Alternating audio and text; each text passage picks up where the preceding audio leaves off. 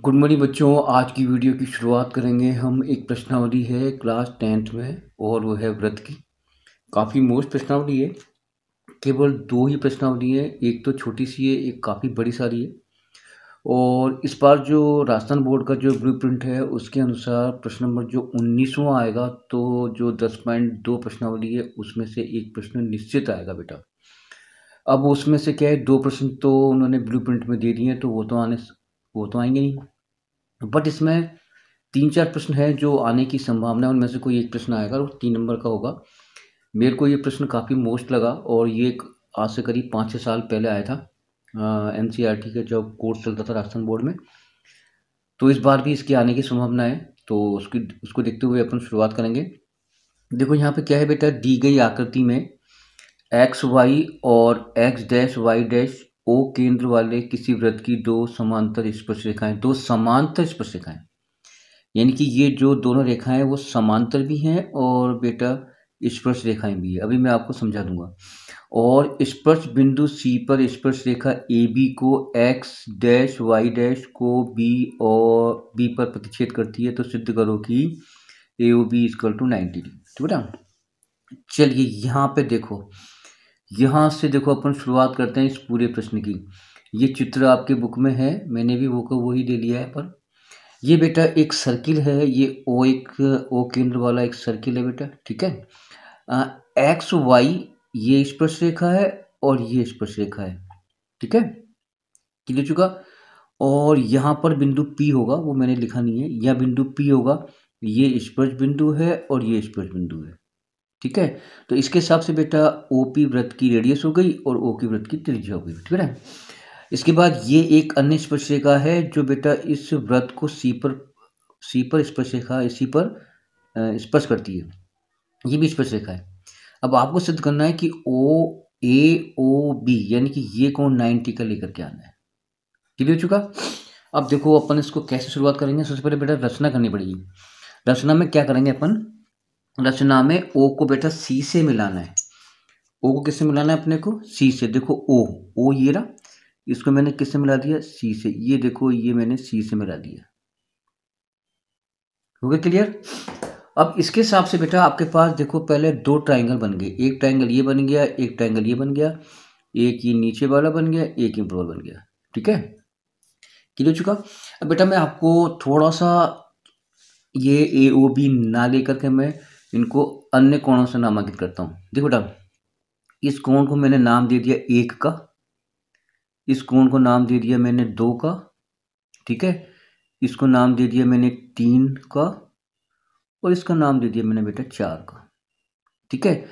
इसको दे दिया मैंने 5 और इसको दे दिया मैंने 6। ये आप थोड़ा सा ध्यान रखना बेटा, ठीक है। अब देखो अब अपन शुरुआत कहाँ से करेंगे, देखो अपन शुरुआत करेंगे बेटा यहाँ से।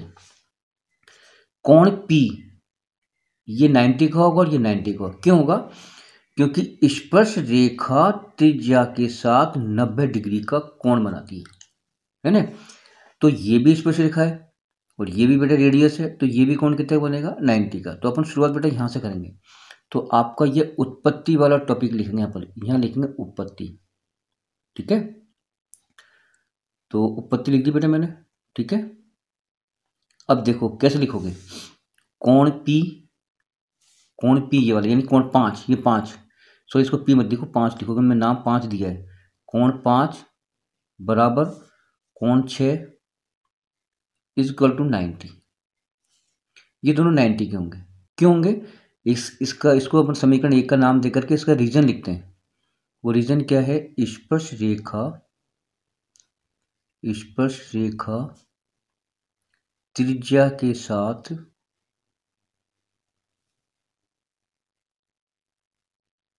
समकोण बनाती है,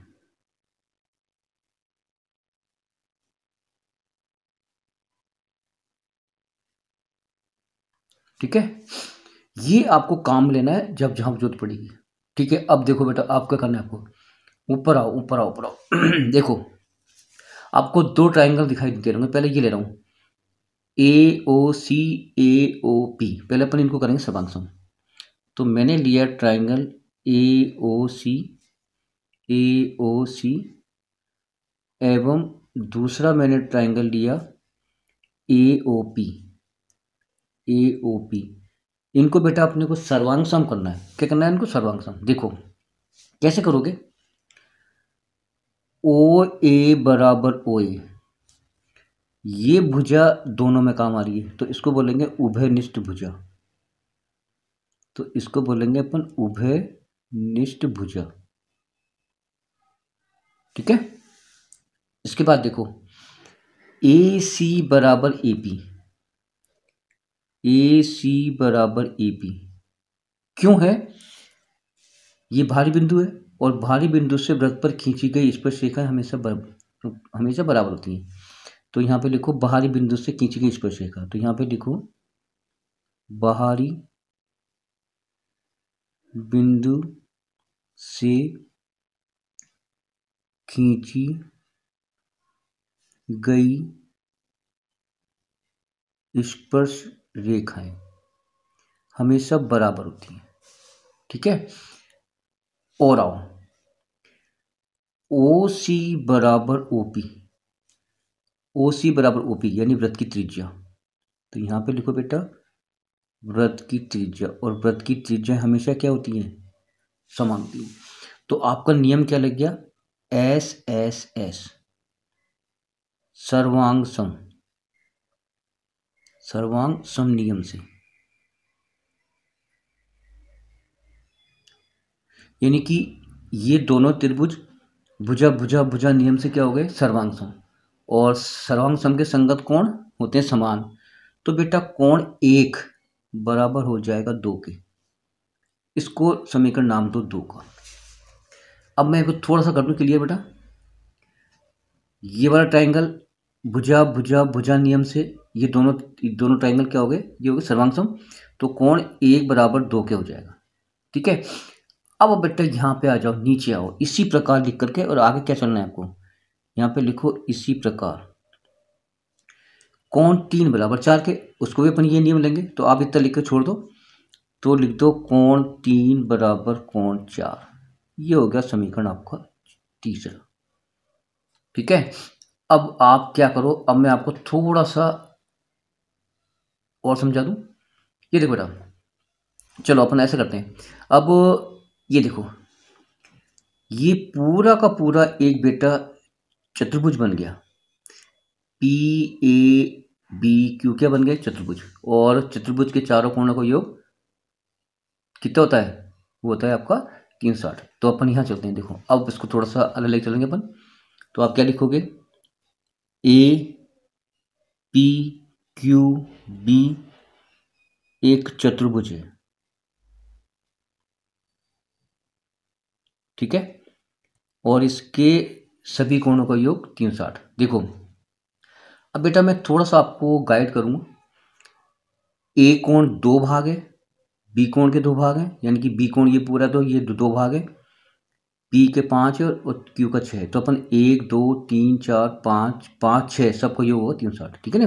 क्योंकि A कोण 2 भागों में, B कोण 2 भागों में है ना। तो मैंने क्या करा, देखो कैसे लिखा बेटा? कोण 1 प्लस कोण 2 प्लस कोण 3 प्लस कोण 4 प्लस कोण 5 प्लस कोण 6 सबका योग 360। ठीक है बेटा।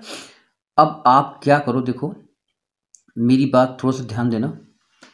अपन क्या करेंगे बेटा, इस 1 को 2 में चेंज करेंगे, क्योंकि हमें ये ट्राइंगल के अंदर आपको सिद्ध करना होगा कि ये कोण 90 का है। इसलिए 1 किसके बराबर? 2 के। तो 2 किसके बराबर हो जाएगा? 1 के। तो मैं 1 को चेंज करूंगा 2 में और 4 को चेंज करूंगा 3 में, है ना। तो देखो मैंने क्या करा, यहाँ पर आओ, 1 को चेंज करा 2 में, तो 1 की जगह लिख दिया मैंने 2। 2 को चेंज करना ही नहीं है, 3 को भी चेंज नहीं करना है कोण को। ये 4 हो जाएगा 3 में, और ये दोनों हो जाएंगे आपके 90 90 यानी 180 जो मैंने अभी करा, और ये हो जाएगा 360। देखो 90 कैसे हुआ? अभी अपन ने ऊपर किया था। देखो ऊपर क्या था कि कोण 5 और कोण 6 दोनों, मतलब ये भी 90 का ये भी 90 का, तो मैंने यहाँ पर इसका मान रख दिया। अब अपन आते हैं ऊपर की ओर। देखो बेटा ये कितनी बार हो गया? 2 बार। तो 2 कोण 2, ये भी 2 बार हो गया, तो 2 कोण 3 बराबर 360 माइनस 180 पक्षांतरण।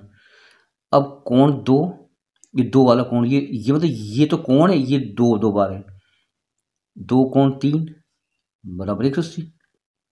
सही बेटा, 2 कॉमन ले लो, तो इसका मतलब हो गया कोण 2 और कोण 3 ये दोनों मिलकर के 180 होंगे, है ना।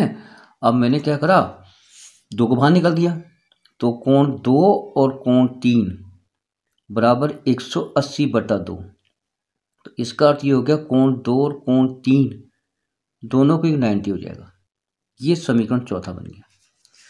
अब अपने को क्या करना है, अब आ जाओ देखो बेटा, अब मैंने जो अभी निकाला वो क्या निकाला कि कोण 2 वाला, ये कोण 2 अंदर वाला और ये कोण 3 दोनों की 90 है। अब ये एक ट्रायंगल बन गया, ठीक है। तो मैं इसको यहाँ पर ले लेता हूँ, यहाँ पर देखो, यहाँ से दिखाता हूँ, ट्रायंगल AOB में, AOB में है ना बेटा, देखो इसमें क्या है, कोण 2 कोण 3 प्लस कोण AOB बराबर 180 डिग्री।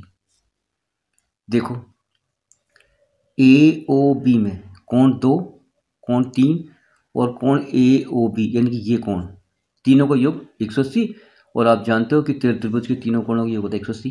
अब ये दोनों की जगह क्या रख देंगे 90, जो मैंने अभी लिखा, देखो नीचे मैंने 90 प्रूव किया था, ये वाला 2 3 की जगह 90 के। तो यहाँ पे आ जाओ, तो मैंने क्या करा, कोण 2 और कोण 3 की जगह रखा 90। AOB का मान निकालना है बेटा अपने को, ये हो जाएगा 180। क्या करेंगे इसका पक्ष चेंज, तो AOB बराबर 180 माइनस 90, ठीक है। तो AOB की वैल्यू हो जाएगी 90 डिग्री, और यही अपने को प्रूफ करना था। तो यहाँ लिख देना इति सिद्धम। क्लियर हो चुका, धन्यवाद।